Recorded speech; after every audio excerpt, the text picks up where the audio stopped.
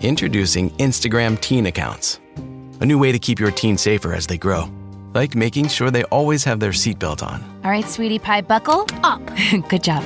Or ring the bell on their bike. Okay, kid, give it a try. Nice. Or remember their elbow pads. Knees too, okay? Yep.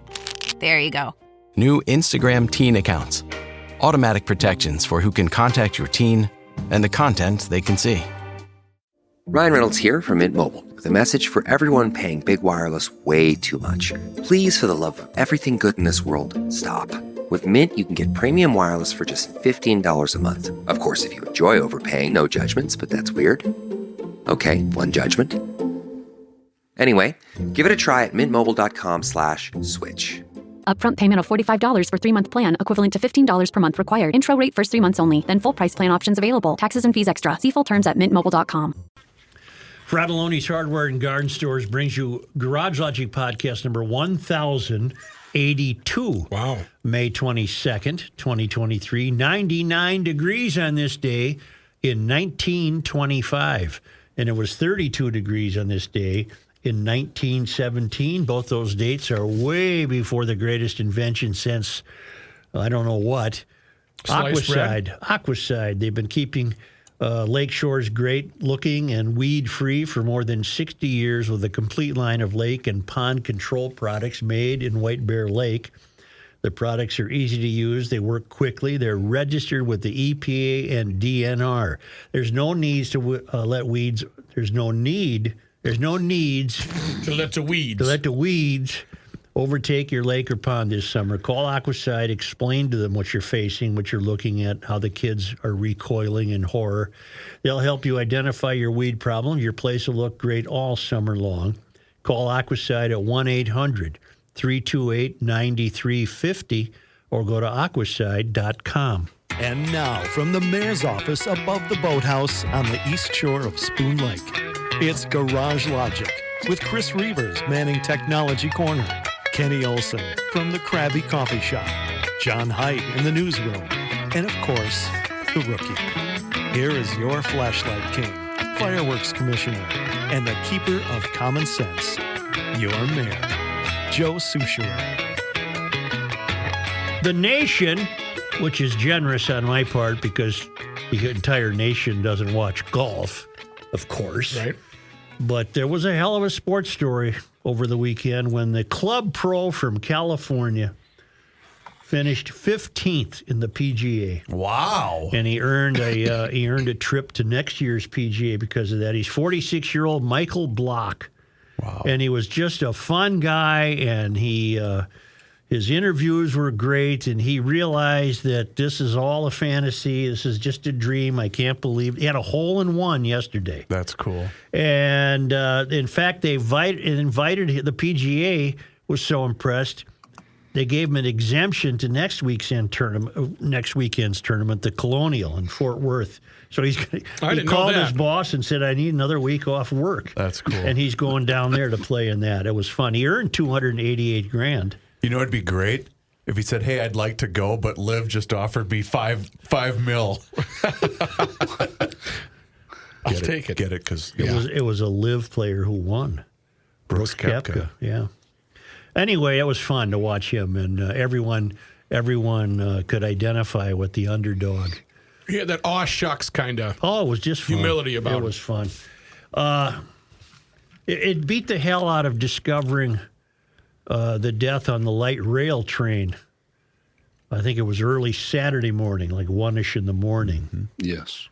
And struck and killed by a light rail train after he fell off the platform during a fight with another man, according to police. I need to know about that story because the police press release must have said he fell, but wasn't he probably pushed? I mean, let's be honest. I would assume so, and into the path of an oncoming train. Yeah. I bring this up because I think my staff mates here might talk me off the ledge. Don't be so sure. Rebecca Brannon Yep. tweeted out the video that was taken, I think, not by her. No, correct.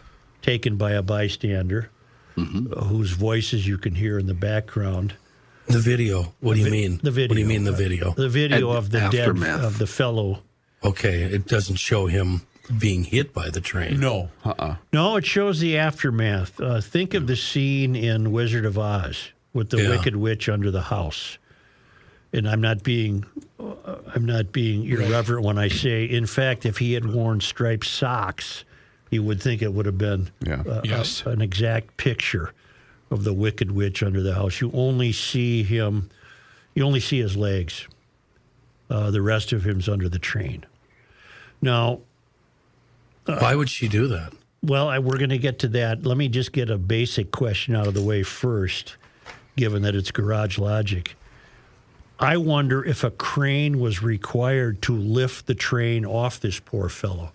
It is so tight. How did you get him out of there? You'd have to roll it back. I don't want to get graphic, but if you start rolling the train, aren't you taking him with you? Probably. Yeah. Well, he's about 3 feet into the car. Oh, God, Brooke, half his body's under the car. No, what I'm saying is, but he's by the end of the car. Right, so they'd have to move it, 3 feet or something like that. Well, it's anyway, tough to look at. Anyway, I did not immediately object to that video being made public, and you guys have a completely different view of that, and maybe I'm the one who's wrong. I just thought it was a video that absolutely shows you how bad things have gotten. The only problem I have with it is I don't think it serves a news purpose, number one. Number two, if I were a relative of that person, I'd be more than upset. And then my next question is, where do you draw the line then with this sort of thing as far as running it? Yeah. If it's just a normal... Those are great questions. Yeah. Kenny? Yeah, I'm reading her explanation right now, and I just saw the video for the first time right now. I didn't need to see that, and I disagree with her 100%. That content did not need to be seen. It did nothing to further the story. It's gratuitous and gross, and I'm done with her. I don't follow accounts like that, so see ya, Rebecca. Sorry. As I continue to give it completely sober thought, maybe the same thing could have been accomplished by describing it in written words. Yeah, no, it does nothing to further the story or prove the point that there's crime or any of that. Because it was horrific. No, it's gratuitous is what it is. All right, I'm going to let it go. So, well, let me ask a question, because I side with John and Kenny, where I don't think that type of thing, especially from someone who we all know, we had her in studio. Yeah, and respected her. Yeah, and I know that she's trying to establish herself as a journalist, and she has done a pretty good job, I think. I guess my point is, so what John's question earlier was, where do you draw the line? So how is that different from other videos that we're watching in real time, oftentimes through social media, where ultimately we're going to watch someone... I don't watch those videos, and I don't follow those accounts. This is a personal thing with me. It has nothing... Sure. I don't care who agrees or disagrees with me. Well, I guess... This is my preference. Larry Millette, no longer with the Pioneer Press, but specialty is architecture, but he's done many, many things. He has a coffee table book of photographs from the 30s, 40s, and 50s into the 60s that appeared in the St. Paul newspaper. Mm-hmm. And it's fascinating. That picture would have routinely been shown in the 40s and 50s. Yep. Along with Strange Days, Dangerous Nights. Yeah, Strange Days, Dangerous Nights. And they're incredible photographs of carnage and dead victims. And it was the old cliche about the photographer had a doll in the trunk of his car to throw on the scene of a car accident where a little kid was died. That cliche might very well have been true. So something changed in news gathering Sensitivity's changed. Sensibility's changed. It's social media. No, let me finish the thought. I'm still on the 40s, 50s, and 60s. Oh. It was if a plane crashed, they'd get there and you'd see bodies hanging out of the fuselage. So what changed? It's really a paradox because we live in a time of American culture when life has been so cheapened. But we think we're fine. We think we're above that because we don't talk about it or show it. But life has become so cheapened. In fact, if you listen to the background commentary of the people present when this poor fellow lost his life on the light rail platform, they're the comments of idiocy. Mm-hmm. And there's no, oh, Mother of God, I'm going to get on my knees. And there's no praying. It's just this foul language of, oh, man, look at this is really bleeped up, and blah, blah, blah. What changed? Life is cheaper than it was in the 40s, 50s, and 60s, and yet we wouldn't dare put that picture in a newspaper.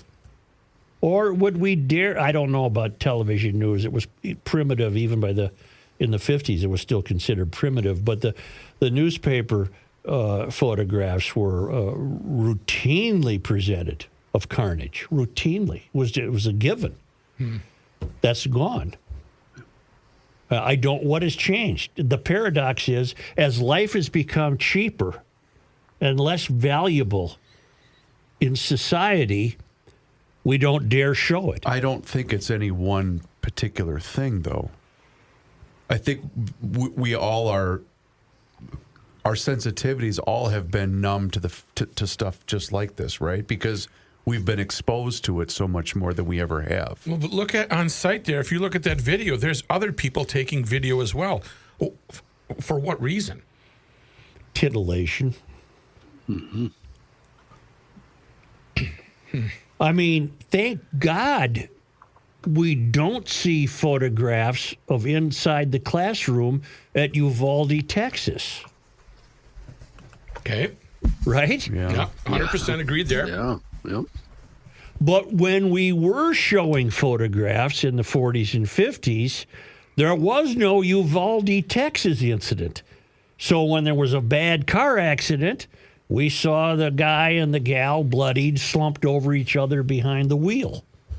Am I grateful that we don't see that anymore? I guess I'm opening a Pandora's box. I don't know where I'm going with this. I'm comfortable agreeing with you that the video was unnecessary. I don't know. Will standards of Twitter come into play here? No, there's no standards on Twitter. There are none. Yeah. Well, the point I guess I was trying to make earlier, and you guys helped me understand. What is the difference then of someone like Rebecca putting that video out on social media for all of the followers that she has, and then obviously other people that maybe don't follow her are going to be able to see? What's the difference between that and what we saw 3 years ago on Memorial Day weekend with George Floyd? We were watching a man dying, right? And it's only because a bystander was videotaping it with their cell phone. That's damn near 3 years ago today, isn't it? Right. It's Memorial Day weekend of 2020. So that's what I'm asking. What's the difference then? That's a great question. That is a great question.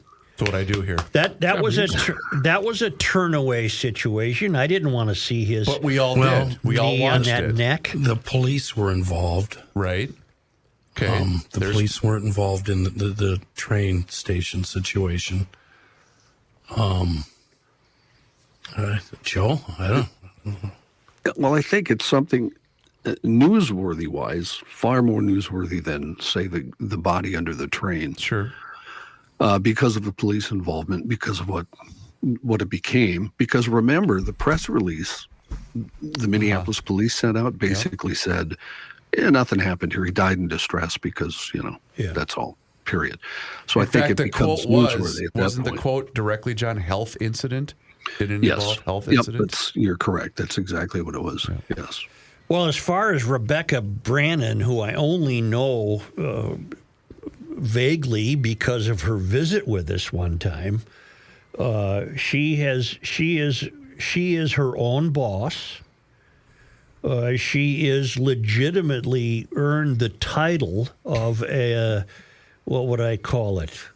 A citizen journalist who creates her own guidelines. She's done some, I've heard everybody praise her on occasion. She's the only one who went up and got photographs of that Sheriff Hutchinson's vehicle and said, this isn't right. Something's up here with this story. She's done some interesting and important work. Mm-hmm. She just came back from the border, for God's sakes. If I'm not mistaken, she's probably paying her own freight. It looks like she was in Chicago, too, over the weekend, doesn't it? Yeah. Yeah.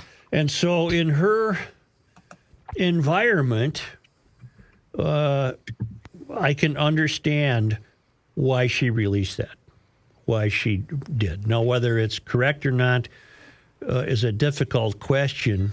She doesn't have an editor. She doesn't have a publisher. She doesn't have anyone to say to her, hold it, that's too much. So she does what she does. That's on her, and I can't account for that. And she's not alone. There's a number of other people in that same position all across the country that do the same thing. Well, I guess there's nothing to be learned from this except at 1 o'clock on a Saturday morning, a fight could break out on a light rail station and people could die in 1,000 different ways. And this fellow just happened to die in an extraordinarily, unusually graphic way. But explain the part that John had asked about earlier. Why have we not found out any more information here? I mean, we're at over 48 hours since this took place. We haven't made an arrest. We haven't named anybody. Why is that? Because it's just another death in Minneapolis. Because life is cheapened. Because there's any more urgency on this death than there is on any other. I'm not indicting the police. I'm merely suggesting that what would be the urgency in providing you news on this death as opposed to a traffic death in Blaine? Because this appeared to be a direct threat to the public, right? Wouldn't you want to know that information? I certainly would. Yeah. I just, let me put it this way. I'm not surprised that you don't have additional information yet. I mean, I presume you'll get some. Maybe it takes people like Brannon to say, hey, let's go here. Where's the info on this? Right. I would assume most of the media here is calling the police. I would hope anyway. That should be in the morning file immediately. Yeah. They call to see if there's any updates. Yeah, definitely. I would hope. And so I don't know where it's sitting. The Pioneer Press of the two papers had the most thorough story about it. The Star Tribune ran a few paragraphs. Where's the Star Tribune story? I just had it. God almighty, I'm so tired of losing it around. Here it is.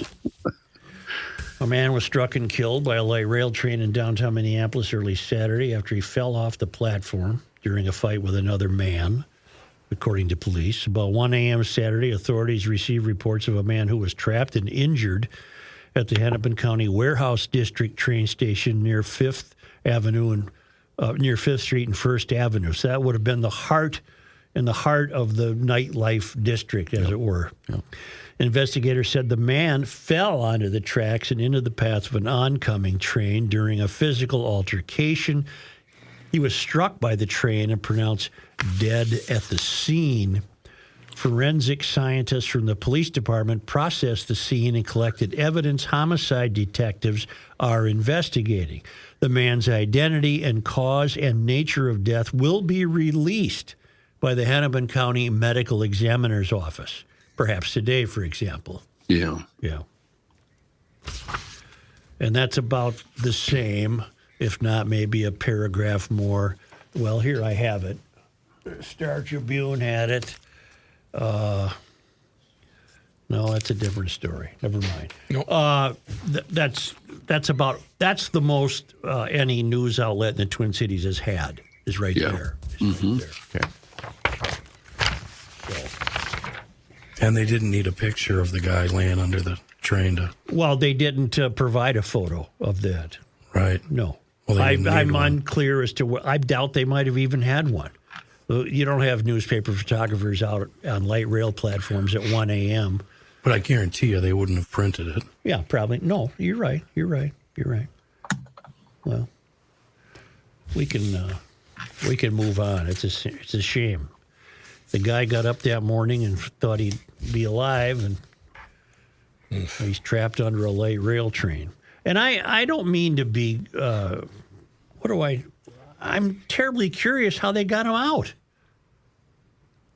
Well, I don't.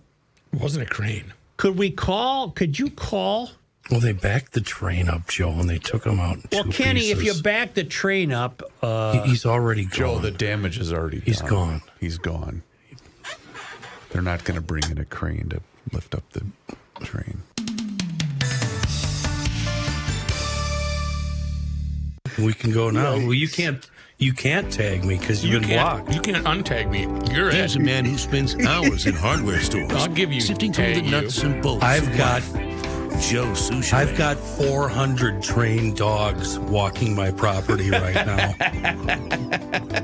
I have baby alligators on a leash that I stole from Monty. That I tagged on Facebook. Yeah, I'll tag them on Facebook. could we do the show? They're a little bit more loyal.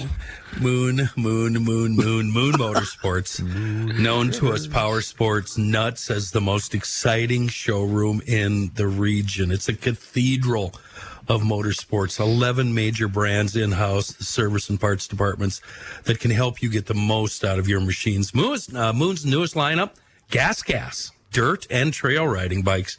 You can discover all that Gas has to offer. Schedule a demonstration up at Moon today and be entered to win a Gas prize pack. I know a lot of you may not have heard of them. They've been around forever, a long, interesting history, and are very, very competitive right now in all sorts of off-road competitions. So they're a major player. If adventure riding is what gets you there, then you've got to check out this new Ducati Multistrada V4S with electronically controlled semi-active suspension, blind spot warning indicators, and vehicle hold control. The V4S, it's in stock right now at Moon. Stop in, check it out. But word of warning, give yourself plenty of time because there's a lot of two-wheeled fun to absorb up in that Moon showroom. They are Moon Motorsports, just off 94, 25 minutes west of the Twin Cities, and on the web, moonmotorsports.com. I'm about to say something that you would have thought I would never say. Really? But it's in keeping with my theory. Okay.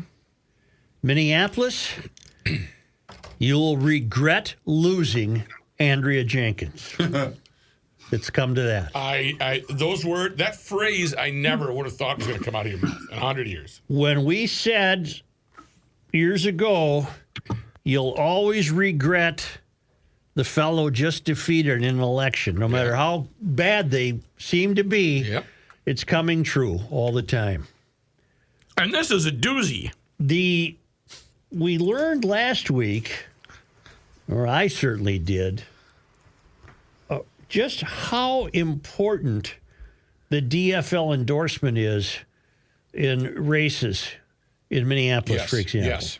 A lot of power. And in Ward 8, Andrea Jenkins, who checks every box you can find. Every Black, single one. transgender, leftist. She ain't left enough. Because the DFL gave its endorsement. She's the city council president.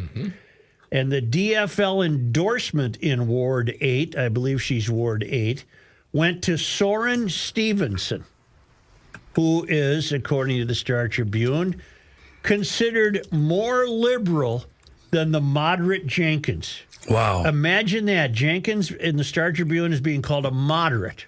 Wow. Isn't this something? Soren Stevenson, about whom we'll learn more in a moment, earned the party endorsement during a virtual convention Saturday. Today's results are not what we worked hard for, Jenkins said. She plans to stay in the race. I don't think she could win if this guy got the endorsement. I will continue to fight for equity, transparency, and progress for the people of Ward 8 and be your champion and voice for a stronger Minneapolis. And that ain't enough. Mm-hmm. That's not crazy enough. That's not left enough. All 13 city council seats will be on the ballot. The candidate filing period begins August 1. Much of the effort is surrounded seeking the endorsement of the DFL, an important seal of approval in the overwhelmingly Democratic city. Legally, endorsements mean nothing. The city's ranked choice elections are technically nonpartisan, and we know all that. Jenkins is generally aligned with the moderate, narrow majority on the city council and the little guy, Fry, who's considered a moderate. Stevenson, who is endorsed by the Twin Cities chapter of the Democratic Socialists of America, is further left. It's clear that Ward 8 is ready for new leadership to bring about real transformational change, Stevenson said. Wow. In addition to 2017, Jenkins got that DFL endorsement in 2021. Now does not have the endorsement, which I can only presume means that Soren Stevenson will win. He lost an eye. I'm sorry for that. He lost an eye during the George Floyd riots when he was struck by a rubber projectile, and he won $2.5 million from the city. Holy crap. Mm-hmm. I'm a renter, a policy advocate, and a survivor of police violence. Mm-hmm. I'm running for city council in Ward 8 because I know firsthand that our current system isn't working. My story and our story of the last 3 years shows why we need transformational change. Mm-hmm. And he goes on and on. You know, it's not that the city is turning towards socialism. It's a socialist city. Mm-hmm. It's already there. The fear of turning has long passed. I will fight alongside you so that we can live in a city where people are treated with respect, where everyone has a place to sleep at night, and where our communities have clean air and sustainable future to look forward to. Andrea believes all that. Right. I don't think she liked clean air. Was that what it was? That was the tipping point. You think she's a dirty air person? Yeah, I think so. I went to an outlet called Southwest Voices. Kenny, was that the neighborhood newspaper where you used to live? Oh, I don't think it was Voices, was it? I don't know. It was Southwest. It's a commie-run newspaper. I think he's out of business, though. Well, this is dated today. Oh. This piece is dated today. It's a long interview with Soren Stevenson. Southwest asked him, what made you want to run?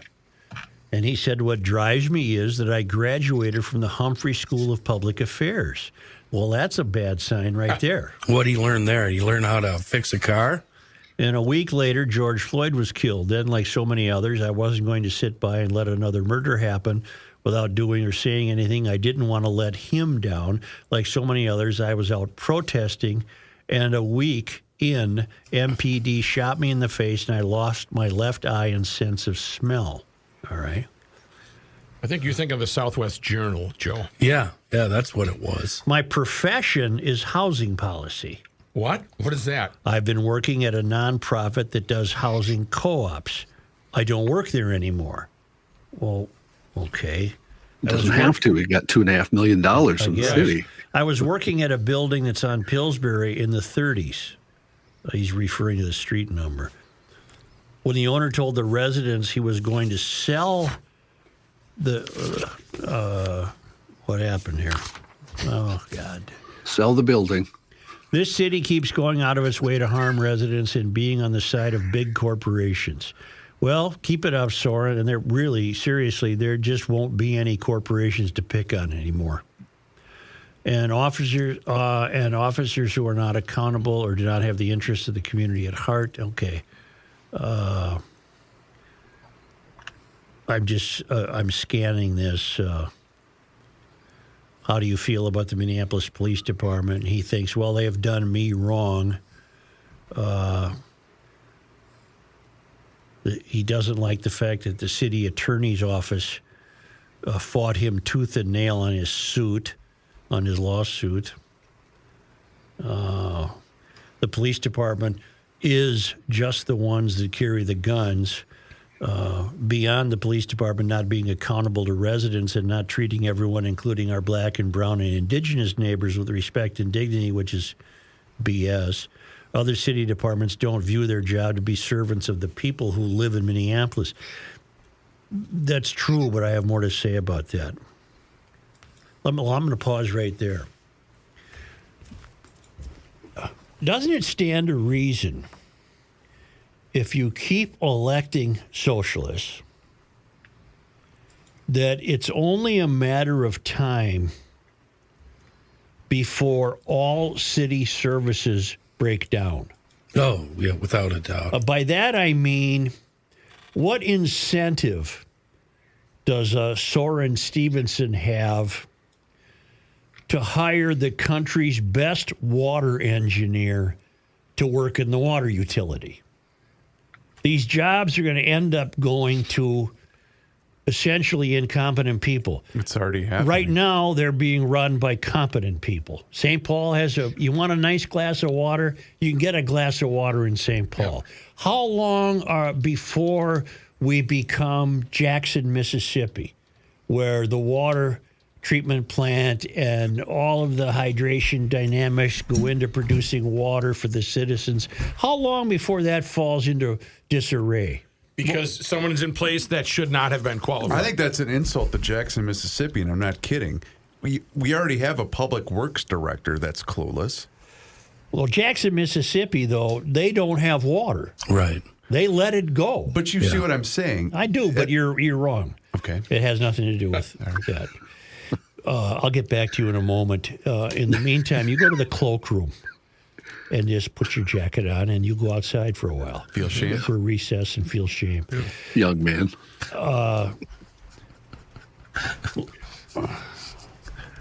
Department of Public Works, the water, utility. Right now, these are still people who know what they do. How long before that vanishes? Look at what happened when the city installed some director of equity and inclusion, clearly unqualified, who tried to throw that Black Expo celebration in the convention center, and then ended up lying about it, and not having enough money to bring it about, and really not knowing what the hell they were doing, allegedly. Well, isn't it inevitable that that's the future? When you are selecting from a pool of candidates ones who have never done anything except be in the pool of candidates. This guy says he's a housing activist as a profession, but he's not doing that anymore, meaning we don't know what he's doing, but he won a big hunk of money from the city. For all I know, he's living off that. I have no idea. What more? It's a long piece. Southwest Voices is to be commended. What's to say that we're not already there now, Joe? I mean, they can't get their act together to find a place for the 3rd precinct. That's true. You know? You have a background in housing policy. How would you wish to change the city's housing policies? Well, then he answers, everyone deserves a dignified place to call home. That's not an answer. That's my guiding star. That includes both the dignity of the place. There's a lot that goes into dignity. It needs to be accessible from a cost standpoint. It needs to be accessible if you're handicapped. It needs to be a place you have control or a sense of trust your future. I support a tenant opportunity to purchase policy, where if you live somewhere and the owner wants to sell it, you get a chance to buy it. I would think that already exists. Mm-mm. No owner is going to turn down a tenant's offer if the tenant's offer is in keeping with what the owner's trying to get for the property. Right. What's new about that? What the market will bear. How do you feel about rent control? I'm for strong rent control. He wants a cap on whatever. He's a renter, but it seems like he doesn't understand what it takes to be a landlord or an owner. He has no concept as to the expense involved there. No. The responsibilities. To be honest with you, Joe, he seems like a complete idiot.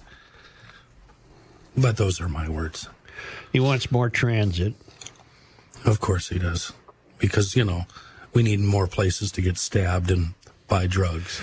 What do you think of George Floyd Square? And he says the city is in a listening process. I have been disappointed with the lack of general conversation.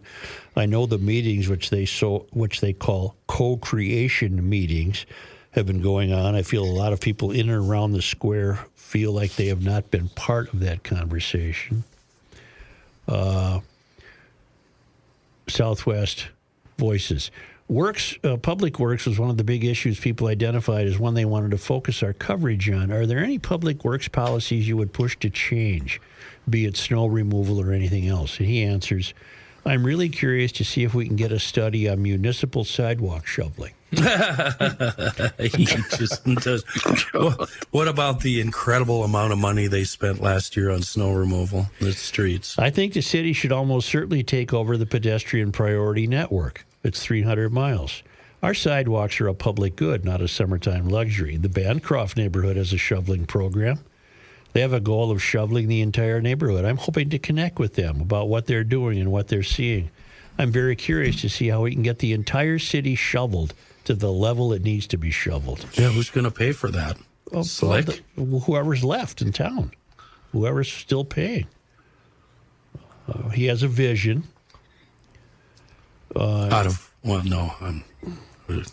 He wants the city to be kinder and safer. That's a very safe vision to have. I have the same vision. He wants everybody treated with dignity. Okay. We aren't getting to the place with the current leadership we have. So the current leadership we have, I don't think I'm unreasonable in saying, is not nearly radical enough. Right. Not nearly left enough. That is so dangerous. Yeah, that mayor, he's a right-wing nut, isn't he? Yeah. What's something about you as a person that you don't think a lot of people may know? And he answers, my parents were missionaries. All right. Any other issues we didn't cover that you want to talk about? And Sorensen says, well, we really didn't cover the fact that we're in a climate crisis. Well, we're not, but people like you think we are. Or that we're in a pollution crisis. Only in certain neighborhoods, though. Okay, yep. Not everywhere? No, Okay. no. Select. I think we need to address our environmental justice issues and the environmental crisis head on. I support the urban farm at East Phillips because that's very communist. I think that the neighborhood in North Minneapolis has been burdened with pollution. I think it's time we listen to those neighborhoods about asthma and heart issues and what industrial rate waste has been going to their neighborhoods and to our planet. All right? I want Minneapolis where we have healthy people and a healthy planet. So he's your new Ward 8 candidate. He has got the DFL endorsement. That means he's your new Ward 8 endorsement. I'm sorry, your new Ward 8 representative. Yes. Which is hard to believe. It's not hard to believe. It's becoming less hard to believe. I'm telling Reavers this before the show, and he disagreed with me, but he's more than entitled to. I used to think, we've always said here on the show, well, we're going down the tubes because people are apathetic. I think we're going down the tubes because this is what people want. I think the voters of Minneapolis in Ward 8, for example, this is what they want. They want this guy.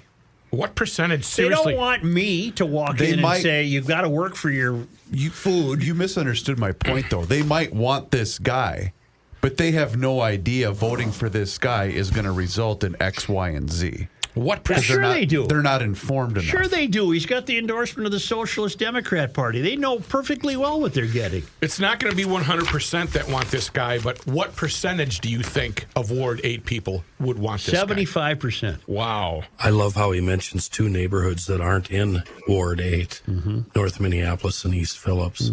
Concerned about those. My new garage door guy is a family-owned guy, a family-owned business. Precision Garage Door of the Twin Cities. They're my new people. I've met them. I got to have them over for that inspection. Listen, GLers, and you have to identify as a GLer, you're running out of time. For the month of May, you get a hold of Precision Garage Door Twin Cities, and they'll provide you an $85 value garage door inspection for free. They're not trying to sell you anything. Garage doors can break at any time. These guys are available 24/7. They don't charge more for weekend visits. Let them come to your place, check out your garage door. They check out the springs, the rollers, the door itself, your opener. It's a 25-point safety inspection. If you're a GLer, it's free, and you can count on this. They're not trying to sell you anything. They don't want to spend a lot of time at your house if there's nothing wrong. And when they fix your garage door, they fix it right the first time because they're busy. They don't want to have to come back. They want to take care of you. They want to take care of you correctly and move on. It's Precision Garage Door. They serve the Metro and Western Wisconsin. Precision Garage Door Twin Cities. They fix garage doors right. Get help online immediately at precisiondoormn.com. Not a Garage Logic Town Council member? Here's what you're missing. I need a binder. Anybody got a binder? Does that mean rubber band? Yes. One day he was doing that in Maplewood. He was looking for a rubber band, and he was walking around. Hey, I need a binder. Anybody got a binder around here? I said, what's a binder? You know, those stretchy things that keep things together. You mean a rubber band? No, a binder. It was not a fight we had, but I call it a rubber band. No, Rook, it's a binder. I had the same thing happen to me, the job I had when I was out of radio. The boss asked me for a binder. I had no idea what he was talking about. He goes, a rubber binder. I thought a binder is a three-ring thing that you put. Exactly. Me too. And this guy told me it's a Minnesota thing, but obviously it's not if you guys all call them rubber bands. I'm sorry, John, but you're greatly mistaken. Go behind the scenes of Garage Logic with unfiltered audio and video access, invites to exclusive events, an emailed newsletter from the mayor himself, and more by signing up at garagelogic.com. If you want the best lawn in the block, you've obviously got to go with ProfessionalTurf.com. They've been doing it since '82. And if you're looking to maximize your outdoor living space this summer, ProTurf has that covered too. ProTurf's landscaping division will work with you to design your landscape project using digital photography and imaging software so you can see how it'll look in full color before the work even starts. ProTurf specializes in the installation of, everything landscaping related. Trees, shrubs, perennials, rock, sod. Plus, they can do concrete pavers or natural stone patios, fire pits, retaining walls, you name it. ProTurf can get it done for you. The best lawn in the neighborhood and amazing outdoor environments. You can see all of their work at ProfessionalTurf.com. It's the end of the world as we know it, and he feels fine. Joe Souchere.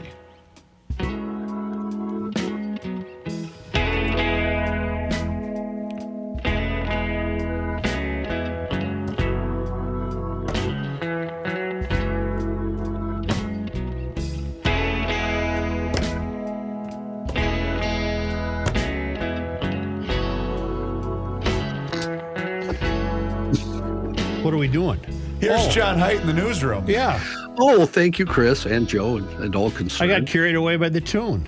I could tell you were playing drums. Was that the band? That sounded like the band. That was the Dylan band. Dylan Heidt and Dylan Reese.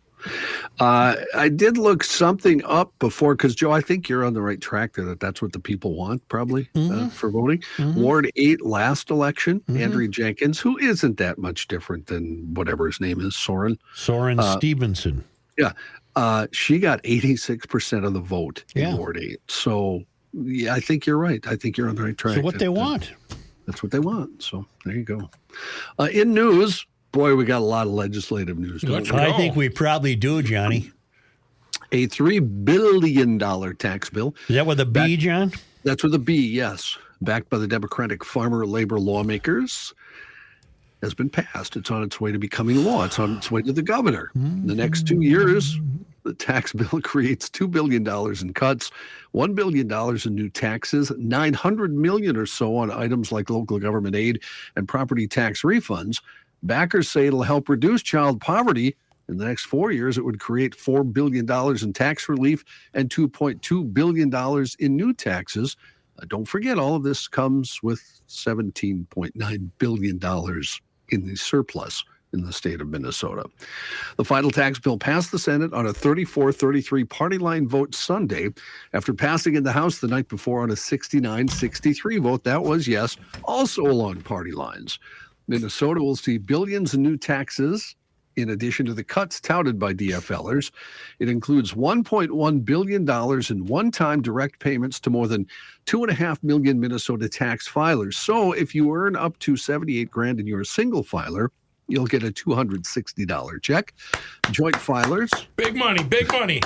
Joint filers earning up to $150,000 will get that $520 check, and households would get $260 for each dependent, up to 3 for a maximum total of $1,300. Wow. Those checks are significantly smaller than the original base of $1,000 for single filers and $2,000 for joint filers proposed by Governor Tim Walz last year, and less than amounts initially passed both in the Senate and House bills in the first place. Whose fault is that? GOP lawmakers say the tax bill and other DFL-backed programs will create about $10 billion in new taxes in the next 4 years. Well, DFL lawmakers dispute the GOP's count. What's certain is that between the tax bill and other legislation like a new paid family and medical leave program, Minnesotans will see billions of dollars in new taxes in addition to cuts touted by DFLers. Social Security income tax will be eliminated for about 3/4 of the people who get the benefit in Minnesota. The tax would be fully eliminated for single filers earning up to $78,000 and joint filers earning up to $100,000 a year. That is adjusted income, by the way.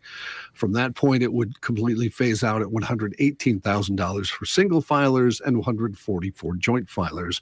It'll cost the state about $1.2 billion over the next 4 years, the Social Security part of it, and it'll affect about 300,000 people who now get Social Security payments in Minnesota. That's crazy. Now, I have a couple of numbers, Johnny, related to that. I always forget how to pronounce his last name. Is it Pat Garofalo? Yeah. With the tax increases the DFL enacted this week, here are the new sales tax rates that you will be paying. Dakota County, 8.1, Anoka, 8.1, Washington, 8.3, St. Paul, 8.875, and in Minneapolis, 9.025%. Winners. Minneapolis won. Minneapolis won. That Edged out St. Paul. Edged out St. Paul, damn it. Yeah. You know what that means? Not high enough. That's right. St. Paul. Now St. Paul's got to go higher. Yeah. That is insane. Both the House and Senate also voted yesterday to pass a transportation spending package that budgets $7.8 billion for roads, transit, airports, and more over the next 2 years. It passed 69-61 in the House, 34-32 in the Senate. Representative Aaron Kogel, a DFLer from Spring Lake Park, said the state would face a $30 billion transportation shortfall over the next 20 years if the transportation bill was not approved. What are you doing with the money you're already taking from us? God, what a bunch of snakes. Some of the projects funded under the new spending bill include almost $195 million for a Northern Lights Expressway passenger rail between the Twin Cities. Oh, my God. Duluth. Oh, Jesus, we need that. Oh, can't live without it. $50 million for the extension of the Metro Transit Blue Line into the northwest suburbs. So they're just spending it on garbage. They're on ideas. Walter Hudson described it. It was either Walter or Harry who said they quite literally are drunk with power. Wow. They're drunk with power. What does any of this have to do with the roads? They're behaving like they're drunk. What about that pothole on the freeway that every time I hit it, my car alarm goes off? Well, you file a claim for that. Incidentally, they fixed all the potholes in my neighborhood this morning. I'm very happy. Well, thank you, Democrats. Thank you. Among the more controversial measures included in this legislation are a gas tax increase indexed to inflation and a new 50-cent fee on retail deliveries totaling more than $100.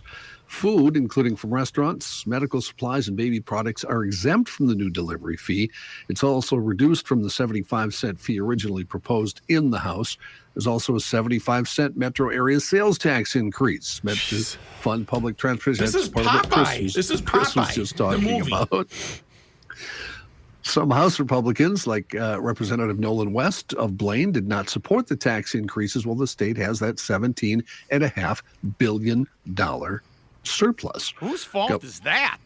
Governor Walz said Sunday he supports the transportation budget bill and will sign it as soon as it reaches his desk. All of this, by the way, would start taking effect January 1 of 2024. Speaking of that, Johnny, Pat Garofalo also said this yesterday. Minnesota is bleeding an increasing amount of wealth to other states. Here is the amount of adjusted gross income Minnesota has lost to other states via negative migration. 2017, 215 mil. 18, 703 mil. 2019, 917 million. 2020, 1.2 billion. 2021, 1.56 billion. I cannot wait to see what that number is for 2022. That's the yearly loss from people moving away? Yes. Really? Yes. I think you were gone when we discussed Those it. numbers. Is that why he's recruiting Floridians? Well, and there was also a piece in the Minnesota Reformer that he also sent out, basically saying Minnesota to allow all undocumented residents to enroll in Minnesota schools. Or sorry, enroll in Minnesota Care, not Minnesota schools, excuse me. So, yeah, that's the money that's bleeding out of the state, Kenny. And I can't wait to see what 2022's number might be. Wow. The Click It or Ticket campaign is now underway in both Minnesota and Wisconsin. Extra seatbelt patrols come as summer travel picks up. Will be out through Sunday, June 4th. Authorities with the Minnesota Department of Public Safety say last year 87 people died and more than 1,200 seriously injured in crashes while they were not wearing seatbelts. A ticket for not wearing your seatbelt in Minnesota can cost you more than $100. Hamline University. Remember this story? Sure do. The response to a Muslim student's art class complaint last fall violated the professor's academic freedom, according to a new report today by the American Association of University Professors.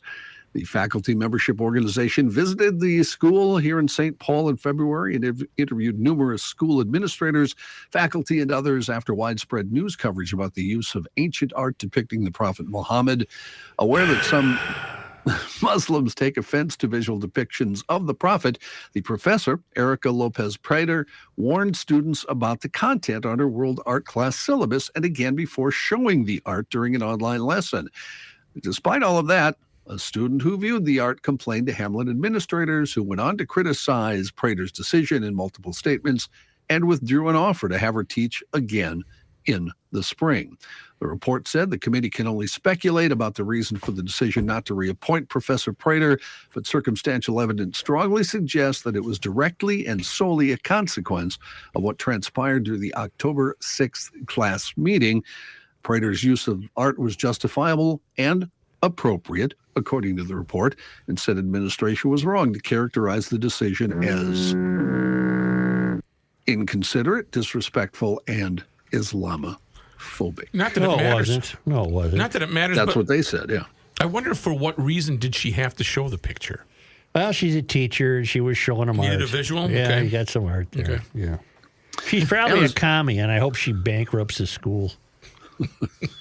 And the St. Paul City Council will host a public hearing at 5:30 on Wednesday on that resolution to support the proposed regional bikeway that would travel along nearly 5 miles of Summit Avenue, popular parkway corridor that traverses multiple historic districts and the governor's residence. The prospect of an elevated bike trail protected by curb or parking has drawn strong feelings up and down the corridor and beyond. Opponents have pointed to the possibility of heavy tree loss, parking loss, and a change in the historic character of the avenue, the longest residential stretch of Victorian mansions in the nation. They're going to ruin it because they're idiots and they don't do anything that's classy. What do they the mean? left doesn't do anything classy. Elevated. They're pigs. Elevated like the monorail? Couple feet above the grade. City officials have sought to convince residents that a badly needed street reconstruction will impact trees anyway, and adding bike amenities won't make considerable difference. They've said an all-ages bike trail will invite new users, help calm traffic, and create a better environment for pedestrians, while also reducing transportation. By calming traffic, they mean piss everybody off to the point of blind rage. That's what they mean by calming traffic. They say it would also reduce transportation-based carbon emissions. Oh, of course. We don't know that. And bolster east-west bike access from downtown St. Paul to Mississippi River Boulevard. It's a 5-month bike season. It gets too much attention for 5 months long. Let's take a quick break and hear from our buddy putting on his glasses, the rookie. I am putting on my glasses. That reason I can see the Minnesota Masonic Charities website, mnmasoniccharities.org. And again, the history of this outfit is wonderful. They've got all sorts of different services they do: philanthropy, leadership, student scholarships, and they're here in Garage Logic to let everybody know about it. They want to tell you their history. They want to show you that they're helping kids with their scholarships, and the scholarship program for this year has been closed. So if you'd like to look ahead to 2024, go ahead and do that. What's the difference between an org and a com? They're a .org. They're What's an org? Nonprofit. Oh. Yeah, so it's like mnmasoniccharities.org. Yeah. And they are a wonderful outfit. And yes, of course, they would like you to make a donation at some point in your life, but they're not asking for that. They're asking for you to check out. These are the guys that had the picnic table in the barn. They're the original garage logicians. And they're here for you to learn about, and they're here to help you as well. If you'd like to call them, you have some questions about their outfit, they'd love to answer. 952-948-6200. There's so much more to come this year on Garage Logic with Minnesota Masonic Charities. You're going to love what you learn, but poke around their website to get a little sneak peek. mnmasoniccharities.org, and let them know that you heard it from the Garage Logicians on the podcast.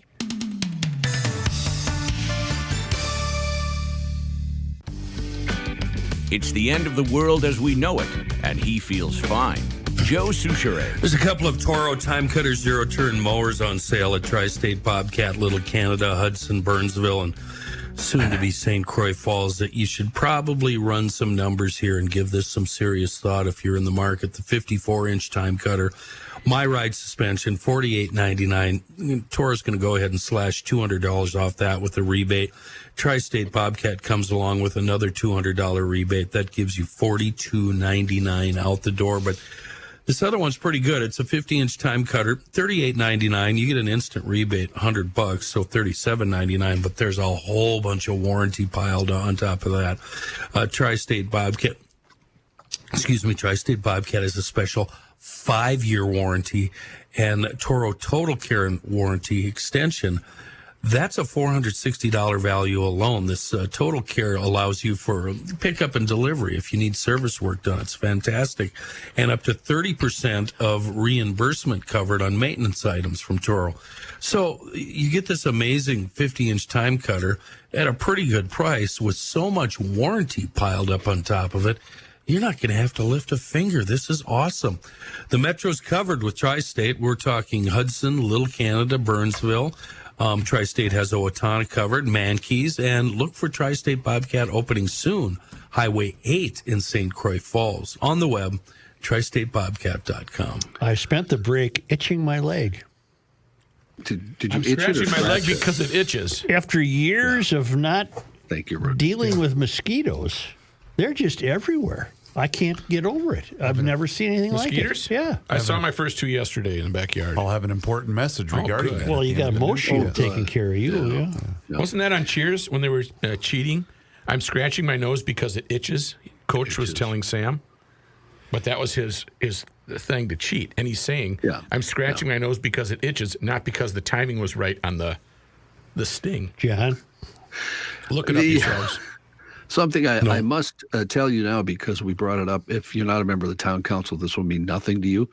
But colonel came from a French word. Colonel as in Colonel Klink. It came from the word, and Brooke, you could probably handle this better than me, but coronel, I'm assuming, is how it's pronounced.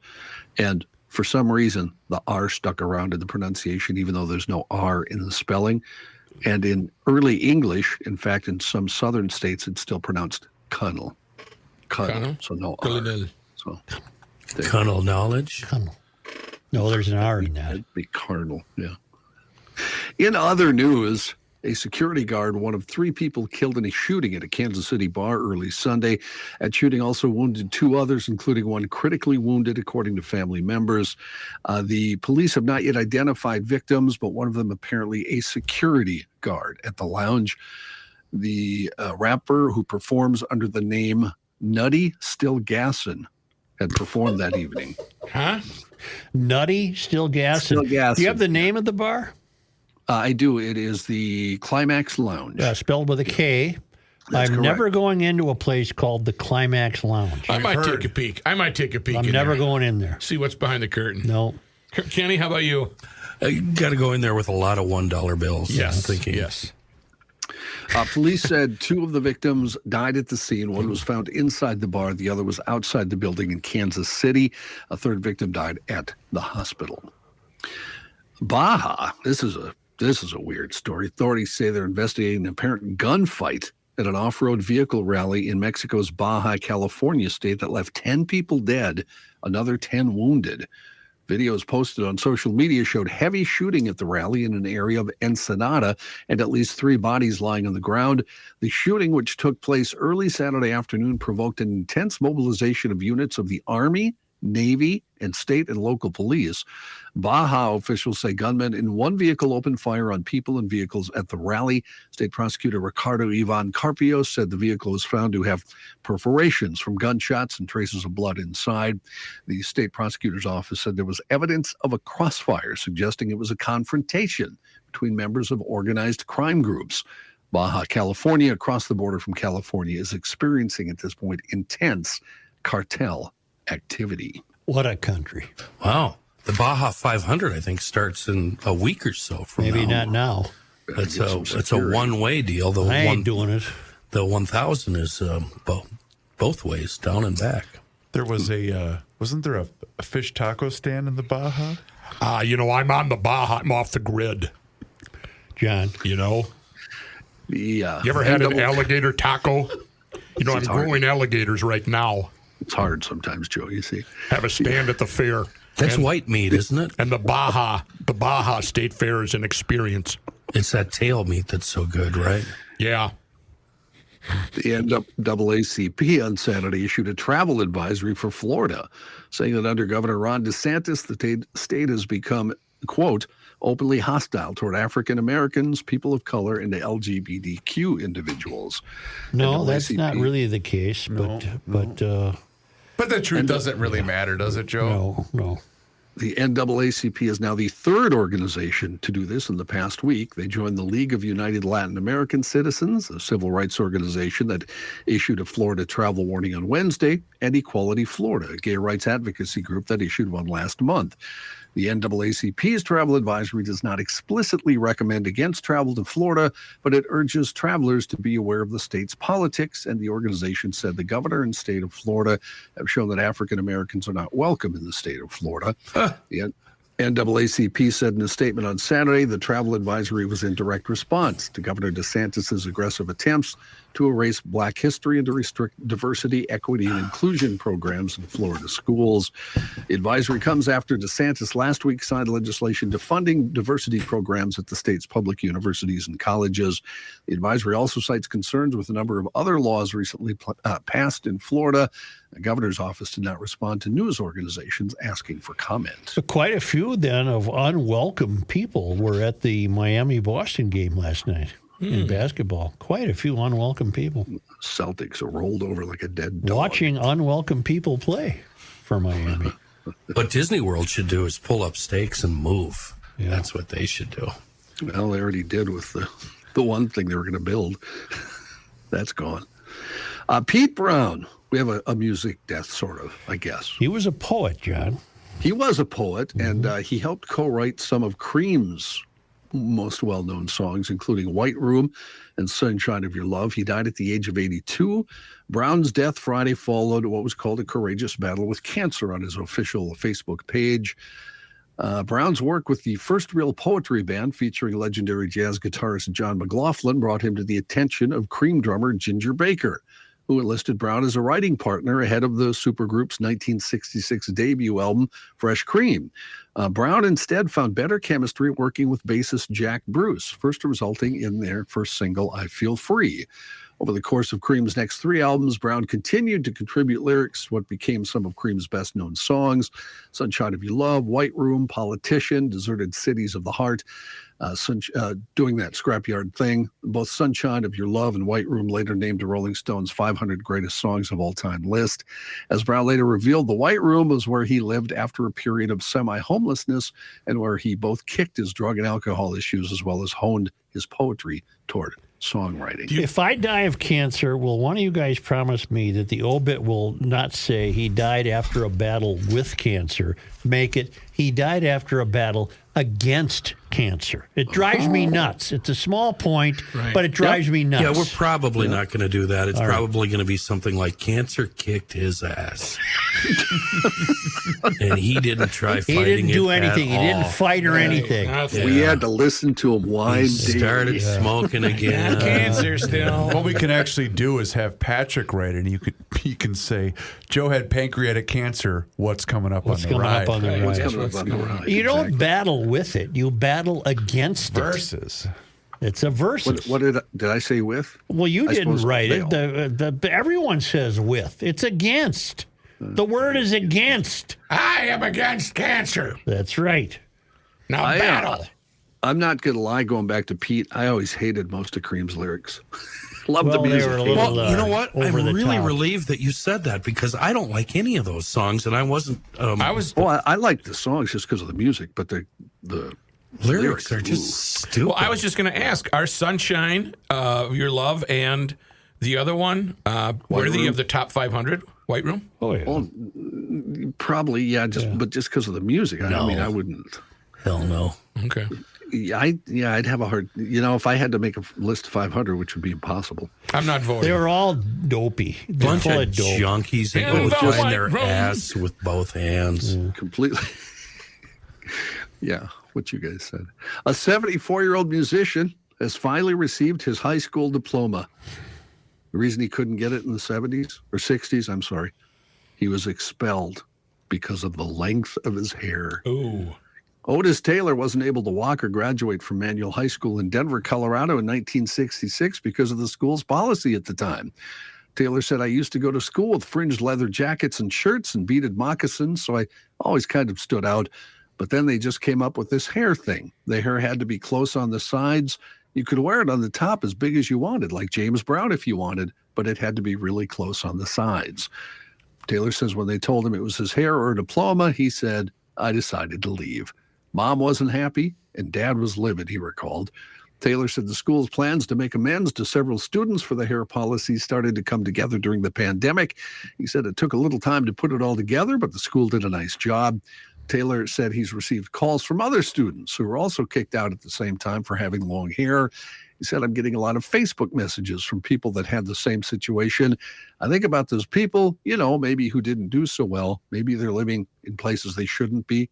I don't know. I hope they did okay. Was he a famous musician? No, I don't. Not that I'm aware of. It's amazing he made the news, isn't it? Yeah, I was kind of wondering about that myself. Man changed his shirt in Montana. Oh. I heard it was a blue shirt. He did change from a blue shirt to a green shirt. Got it. Yeah. You guys really know how to kill fun. Yeah. You're fun killers. Guy finally gets his diploma. If you guys have a band, call them the Fun Killers. Okay? Fun Killers. That would be Buzz Killington. Buzz Killington. And I've got to check every story now, make sure, is this newsworthy? I'm not sure. And it's tough. Probably not. It's tough with kickers, man. Really tough. The wife of Sonoma County Sheriff Eddie Ingram, arrested on suspicion of drunk driving after crashing into a house and injuring a person in the home. There's a couple things about this story I think you'll like. I hope it's better than the guy with the hair problem. Ingram said in a Facebook post, last night my wife was involved in a DUI crash. Her car hit a house, causing damage. One person inside the home was injured. As it should be, she was arrested and is facing a DUI-related charge. Ingram said he was compelled to reveal that his wife had been arrested. Now, here's where it gets fun. Right. This happened at 1 a.m. 58-year-old Lori Johnson said she was sitting in her recliner in her living room in her Santa Rosa home, watching her favorite soap operas, when she heard the sound of a car engine and then headlights came crashing through her wall. Ooh. Johnson said, I'm still kind of in shock. There was a massive boom. My television is a 75 or 80-inch TV, and it was coming right toward me. With debris and 2x4s and nails, I got pinned to my chair with my little dog next to me just screaming. The Tesla Model 3 crashed into the front of her house. The driver, identified as the wife of Ingram, 47-year-old Natasha Whittinghill. Johnson was taken by ambulance to the hospital. She hurt her knees a bit and had cuts on her body. Neighbor's doorbell captured all of this. The other fun part is Whittinghill was visibly intoxicated when she got out of her vehicle.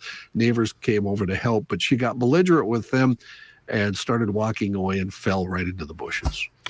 And what happened to the dog? You say that this woman who was struck was watching soap operas at 1 in the morning? Yeah, she probably taped them, would be my guess. But they're not on at that hour. No, I'm sure she taped them. Yeah. By the way, speaking of TV, Joe, I had somebody write me an email, said they want to know if that UN streaming, is that a bit? He said, because nobody can really not understand. I'm afraid it's not. It's not a bit. That's kind of what I answered, so I didn't lie to him. I said, no, I think it's real. Anybody grill over the weekend? I did. Well, I hope you grilled Grunhofer's meat. You know I did, Joe. Yeah, Grunhofer's old-fashioned meats in Hugo, right on Highway 61 north of Hugo. I found it. And in Forest Lake on Highway 97, just immediately west of 35. 140 different kind of brats, rookie burgers, town ball meatloaf. Well, it's every kind of meat you can think of. It's just not that stuff. You can get it all. Minnesota beef grown from Minnesota. No, it's beef from Minnesota farmers grown in Minnesota. So it's not, hasn't been on a truck for 14 days. It's not coming from New Jersey. This is the real stuff. It's all fresh. And the pork and the chops and you can't beat a good pork chop. Yeah, but the wall of brats, though, too. Thick pork chop. Yeah. The wall of brats, you're going to sit there for 45 minutes and stare. Yeah, because there's a million flavors, 140 different flavors. And let me tell you something. If you have any questions about grilling that stuff, any kind of weird recipe tips you call want, me. You go right to anybody behind the counter. Okay. They got the right information to cook this meat. It's the best. GLers continue to meet each other. There's probably been marriages and families born. Meet each other? They meet each other, right. Whoa. It's Grunhofer's old-fashioned meat on Highway 61, just north of Hugo. It's grilling season. Get to Grunhofer's. And Grunhofer's old-fashioned meats in Forest Lake on 97, just west of Interstate 35.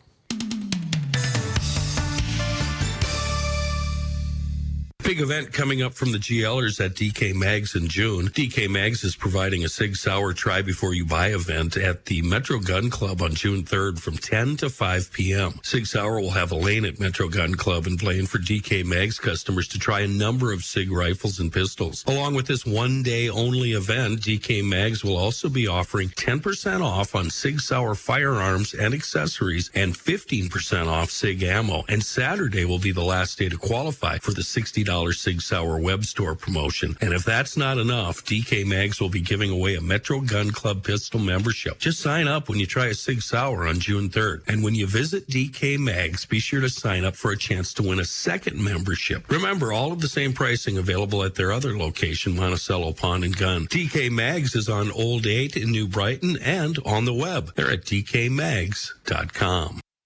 Hoping for a photo. This guy wears many hats, just not indoors. Joe Souchere. Do you know that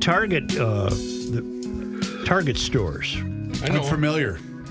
They sell kids' bathing suits now to accommodate trans situations. They got the swimsuit area is redesigned. Oh, whoa! It's got a means to It's got a flap. Well, it's a flap that folds in the... like that Elmer Fudd thing? Huh? The Elmer Fudd thing? What? No, his pajamas? You can tuck the male unit into it, but it's a girl's swimsuit. Holy crap. And this is kids? It's getting kind of confusing, isn't it? Yeah, and this is kids, though? Yeah. They get their... oh, my God. They have the LGBTQ plus 357D9F2K clothing. And so you can so your little guy, your 6-year-old says, well, I'm a girl, instead of saying to him, well, you're not, you run out to Target and buy this tuck-friendly construction. It's got the tuck-friendly unit. Mm-hmm. And then you can grow up to be a guy who pretends to be a girl and defeat everyone in track and field and tennis and swimming, which I don't abide. I just think if you're trans, you should have your own tournament. Not your own underwear. Wonder how sales are going at Target. Bet these things are just flying off the shelf. I can hardly keep them in stock. Well, because there's so many. I mean, they're everywhere. There's so many. Well, you raise an interesting point. Statistically, this applies to about 2 people. Right. Okay, so why in the corporate headquarters are they making this decision? Well, they're making this decision for political reasons. 100%. Just like we went through with the Dodgers. Yep. With their drag queen night, which they've wisely canceled. But so there's only one reason Target's doing this. It can't be for money. It has to be. Now, do they think they're appeasing? Image. Do they think they're appeasing shareholders? No, because if I was a shareholder, I would be disappointed. Shareholders want money. No, they're taking a loss on this. This is just to show how virtuous they are. Okay, but what's going to happen to the American corporate world when the American corporate world only manufactures things to be politically in tune and not care about their shareholders? Well, then suddenly these corporations aren't going to be worth anything. True. Then your stock isn't going to be worth anything, and the mutual fund you've invested in for your retirement isn't going to be worth anything, because these companies are more willing currently to appease small statistical segments of the population with what seems to me to be scant regard for their shareholders, because they're afraid to say, we're in business for our shareholders. We're in business to make as much money as possible.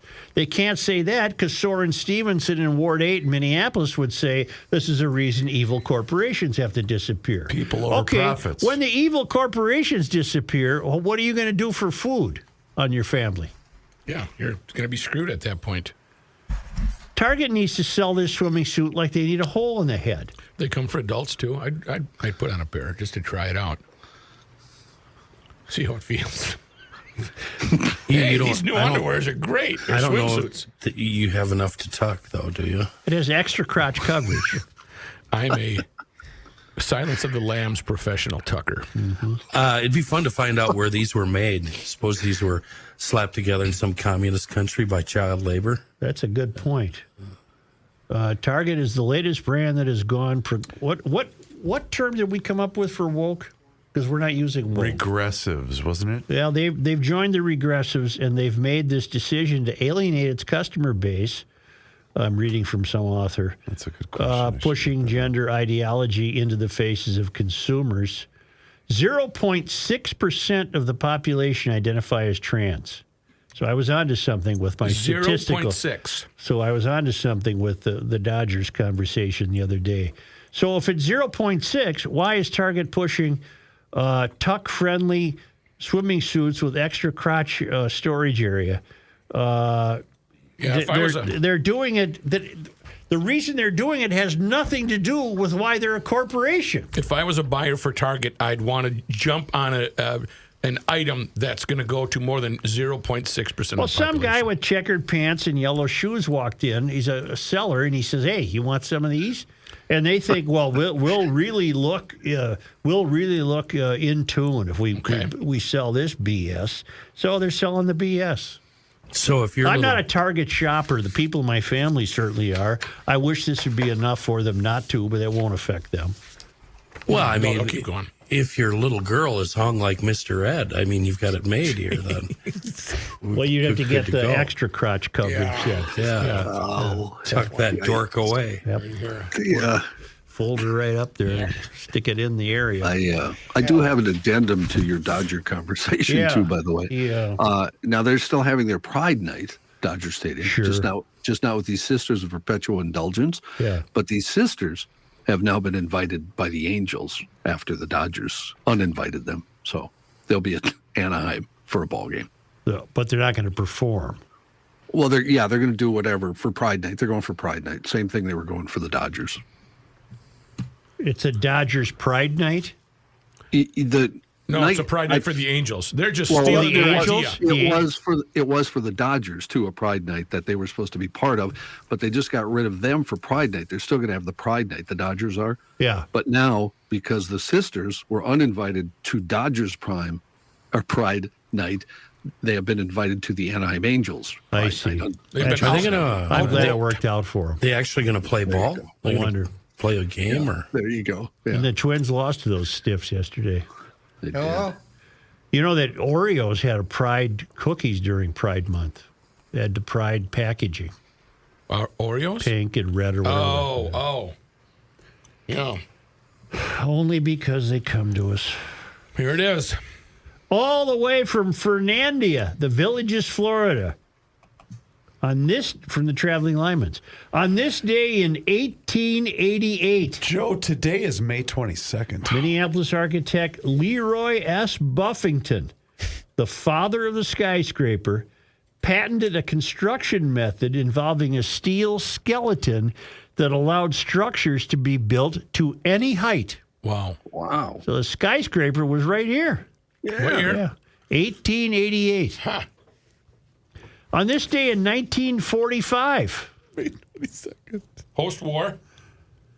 The Rice County Historical Society acquired the Alexander Faribault House, which it maintained as a historic site in Faribault. I've been there. The house was the first built in Rice County at the confluence of the Cannon and Straight Rivers. I know exactly where it is. Tubin. On this day in 2002. Oh, you're going recent. Governor Ventura signed a bill to finance a new baseball stadium for the Twins. The Twins had previously shared the Metrodome Stadium with the Vikings and the University of Minnesota Golden Gopher football team. The new ballpark opened in 2010. That was signed by Jesse? I didn't know that. It's already 13 years old. That dump needs to be replaced. Yeah. Time for a new one. Twins probably want it as far away from downtown as possible. Let me pause right there. It's a good thing you got U.S. Bank, and it's a good thing you got Target Field, because with the current political makeup of the Twin Cities, you're never getting another stadium. Oh, heavens, no. Never, ever getting another stadium. Publicly funded anyway. Right. On this day in 2011, and I remember this, a tornado hit North Minneapolis. It killed one and injured 30 people. The storm caused an estimated $80 million worth of damage. I remember that. It was on a weekday. It was broad daylight, and it went right down the street. Well, we were on the air. Okay. Right? I remember talking about this on the show. I don't remember if we were on the air or not, but it happened on this day. No, I don't care. Look it up. It's not important. It really isn't out. important if we were on the air or not. That's just not important. 2011. I have to look it up too, Chris. I stand corrected. It was a Sunday. We discussed the aftermath. I remember we were on the air. I thought it was a weekday. Huh? Sunday, May 22nd of 2011, 8 days from Memorial Day. I see. According to onthisday.com. We haven't had so much this year as a clap of thunder, have we? No. Not that I've heard. We do. One night we did, didn't we? I like thunderstorms. We just don't get them. It's obviously climate change. Do you like to hear the thunder, watch the lightning when it lights up the sky? By we, you mean the entire state of Minnesota, too. So you basically, That's right. Yeah. Basically, you love a rainy night. I do. I can see it in your eyes. No. Thank you. Thank you. Go ahead, Rock. Well, I love a rainy night. I love a rainy night. I love to watch the thunder, hear the lightning when it lights up the sky. Oh, it makes me feel good. That's all I know. Thank you. Thank you, GLers? Question mark. Did he just He die? died. No, he died of cancer 15 years ago. Eddie Rabbit? Yeah, that's who sang that Eddie song. Money was the other I was guy. thinking of Eddie Money. You're No, thinking that of was- Easy Money with Rodney Dangerfield, a great movie. Eddie Money Joe did 2 Pesci. tickets to Paradise. Yeah, he's 2 tickets. You're thinking of Roger Rabbit. Is that what it is? Roger Rabbit. Prayer Man, we Rabbit got a lot of Hole. rabbits in our Yeah, house. Prayer Rabbit. You got Run Rabbit Run by John Updike. Oh, what a great series. Great books. I'm surprised you know that book, Such. I bet there's a town council gets that one. I bet there's a podcast on books, and you would find that at PodMN on your smartphone. GarageLogic.com houses your way to get into the Garage Logic Town Council. $10 a month or $100 a year, and a $10 Fred Loney Hardware and Garden Store gift card. Then Is John sign up- Updike still with us? I don't think so. I don't think so. Is he? He'd be really